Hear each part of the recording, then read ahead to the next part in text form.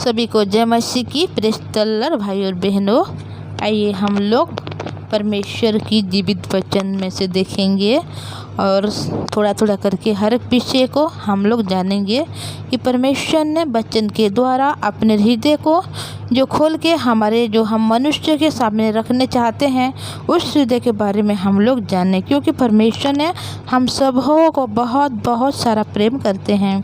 तो हम लोग देखेंगे आज उत्पत्ति का पुस्तक अध्याय 4 का 8वां वचन से। यहाँ पर लिखा गया है कि जब कैन और अपने भाई हाबिल से कुछ कहा और जब वो मैदान में थे, तब कैन ने अपने भाई हाबिल पर चढ़कर उसे घात किया। तब यहोवा ने कैन से पूछा, तेरा भाई हाबिल कहाँ है?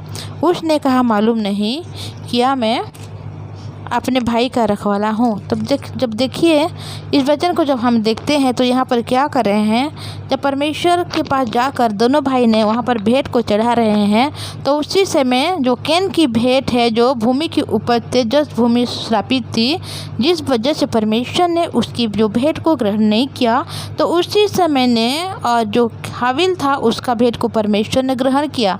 उसी समय से वह कैन है जो जिसका भेंट को ग्रहण नहीं किया परमेश्वर ने, उसके मुंह में उदासी छा गई और यह क्या कर रहे हैं, अपने छोटा भाई हाबिल से क्या कर रहे हैं, वह मैदान में थे और दोनों उनको खेल रहे थे। और जब कैन ने हाबिल ने कुछ उसको पूछा तो उसी समय क्या कर रहे हैं, उसको घात कर रहे हैं।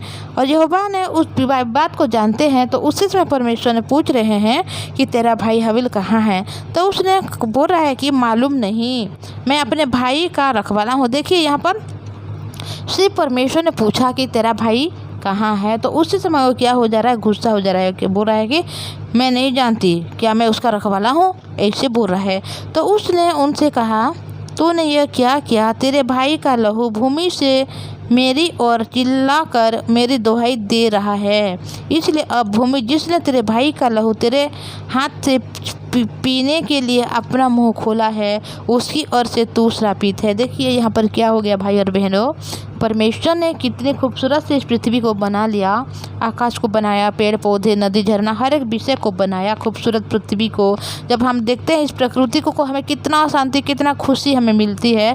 तो उसी पृथ्वी को परमेश्वर ने बनाकर मनुष्य को दे दिया ताकि उसके ऊपर क्या करे, वो प्रभुता करे, उसको अपने अधिकार में लेकर उसको क्या करे, अपने जीवन को व्यतीत करें। पर मनुष्य ने ऐसा किया कि परमेश्वर सिर्फ एक ही बात बोला था कि उस वृक्ष का फल कभी मत खाना, जिस दिन खाएगा अवश्य मरेगा। फिर भी उस मनुष्य ने कभी परमेश्वर की आज्ञा का मान नहीं रखा, बल्कि आज्ञा की उल्लंघन कर रहे हैं यहाँ पर, जिस वजह से उनके हृदय में क्या आ रहा है, पाप आ रहा है, जिस वजह से मृत्यु भी आ गई। तब देखिए परमेश्वर जब मनुष्य को सृष्टि किया था अपने स्वरूप अपनी समानता में, उसी समय मनुष्य ने कुछ नहीं पता था, उसको कुछ नहीं जानता था, लज्जा गया, उसके बारे में भी पता नहीं था, पर वह आराम से खाता था, पीता था और जो जीव जंतु है उनके साथ भी अच्छे से रहता था, आनंद खुशी मनाता था, उनके साथ खेलता था, बोलता था, और कुछ भी दुख क्या है उसके बारे में उनको पता भी नहीं था। जब अभी देख रहे हैं कि हम लोग भाई और बहनों, जब आदम ने फल खा लिया और उसी समय जब वो अपनी पत्नी के पास जाकर वो दो बच्चे को वह उत्पन्न कर रहे हैं, तो उसी समय पाप इस प्रकार बढ़ जा रहा है मनुष्य के हृदय में, क्योंकि पाप जो शैतान का प्रतीक है, शैतान जो पाप है, तो शैतान ने जो मनुष्य के हृदय में वास कर रहे हैं, तो शैतान क्या क्या कर रहे हैं। देखिए भाई और बहनों, जो अपना बड़ा भाई है, वह बड़ा भाई अपने छोटा भाई का क्या कर रहे हैं, यहाँ पर हत्या कर रहे हैं। और वह बोल रहा है कि मुझे क्या पता, क्या मैं उसका रखवाला हूँ, बोल के बोल रहा है। उसके हृदय में परमेश्वर की कोई भय नहीं, वो जान पाता था, सकता था कि परमेश्वर ने सब कुछ जानते हैं बोल के, फिर भी वह उसको बोल रहे क्या मैं उसका रखवाला हूँ। तब परमेश्वर ने, तूने ये क्या किया? तेरे भाई के लहू जो भूमि में गिरा है, वह चिल्ला चिल्ला कर दुहाई दे रहा है, बोल रहा है उसी के द्वारा जो भूमि ने तेरे भाई की खून को मुँह खोल कर उसकी ओर मुँह खोला है और पी रहा है, तो उसी वजह से क्या हो गया, तू श्रापित है, बोल रहा है वो भाई और बहनों। तो हम जब देखते हैं कि पाप के द्वारा मृत्यु जगत में प्रवेश कर चुका है, तो इसी वजह से मनुष्य को कुछ सिखाने की कोई ज़रूरत नहीं, कुछ बताने की ज़रूरत नहीं। वह उसके हृदय में जो वास किया है पाप, उस पाप के दौरान मनुष्य हर एक बात को यहाँ पर कर रहा है। अभी अपने भाई की हत्या भी कर चुकी है। और उसी समय परमेश्वर ने कहा कि इसीलिए क्या हो गया, तू श्रापित है। चाहे तू भूमि पर खेती करें तो भी उसकी पूरी उपज फिर तुझे न मिलेगी और तू पृथ्वी पर भटकने वाला और भोगड़ा होगा।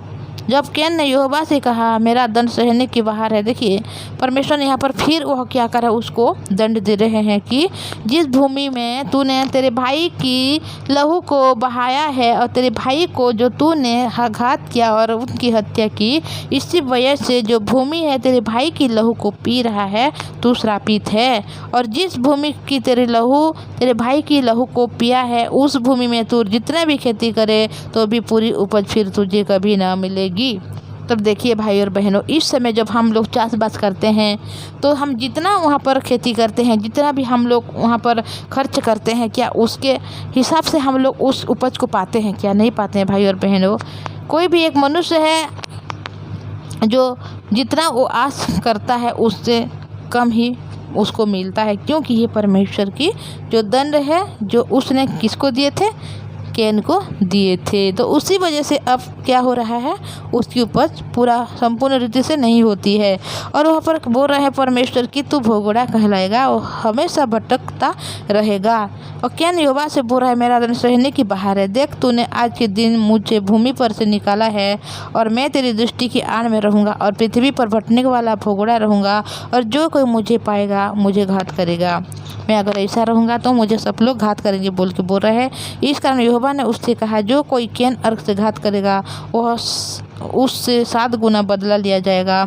और यहोवा ने कैन के लिए एक चिन्ह ठहराया, ऐसा हो कि कोई उस पर पाकर मार डाले। देखिए फिर भी परमेश्वर ने यहाँ पर क्या कर रहे हैं, कैन को अनुग्रह कर रहे हैं, दया कर रहे हैं, क्योंकि वह मनुष्य से बहुत ज़्यादा प्रेम करते हैं, जिस वजह से अभी कैन ने अपने भाई का हत्या कर चुकी है।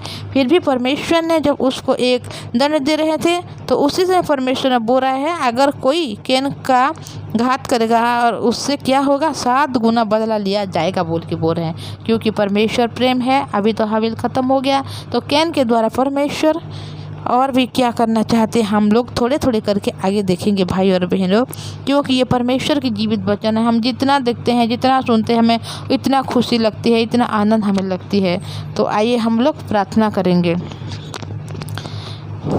धन्यवाद पवित्र परमेश्वर पिताजी, धन्यवाद करती प्रभु, आपने दया के अनुग्रह के पिता, आप प्रभु ये सुंदर दिन को दिया प्रभु कि आप हमने पिता परमेश्वर जीवित वचन को सुनने पाएँ प्रभु, आपकी जीवित वचन को हम लोग जानने पाएँ। पवित्र परमेश्वर पिताजी, जिस प्रकार हम लोग देखे प्रभु कि मनुष्य ने कितना पाप किया और उनके हृदय में पाप ने प्रवेश किया और जिस वजह से वह मृत्यु को पाई, जिस कारण से पिता परमेश्वर वह अभी कैन जो है हाबिल का भी हत्या कर रहे हैं। पवित्र परमेश्वर पिताजी, आप हमें अनुग्रह दीजिए, दया दीजिए प्रभु, ताकि प्रभु इस वचन को हम लोग जान सकें, समझ सकें और अपने हृदय में रख कर पवित्र परमेश्वर पिता आगे बढ़ने वाले बने प्रभु। हाँ पिता परमेश्वर, ऐसे मनुष्य नहीं चाहता कि मैं किसी को घात करूँ या किसी को चोट पहुँचाऊँ, फिर भी पिता परमेश्वर उनके हृदय में जो पाप बसा हुआ है उसी वजह से वो सब कुछ करता है। उस पाप को पिता परमेश्वर किस प्रकार पिता पर मनुष्य दूर हो सकता है, इस पाप से कैसे छुटकारा पा सकता है, उसी विषय को आप ही जानते हैं। पवित्र परमेश्वर पिता जी, हमारे भाई बहन सुन रहे वचन को हर एक को आशीष दीजिए, अनुग्रह दीजिए पिता, हर एक के हृदय में पिता आपकी जीवित वचन को स्थापित कीजिए,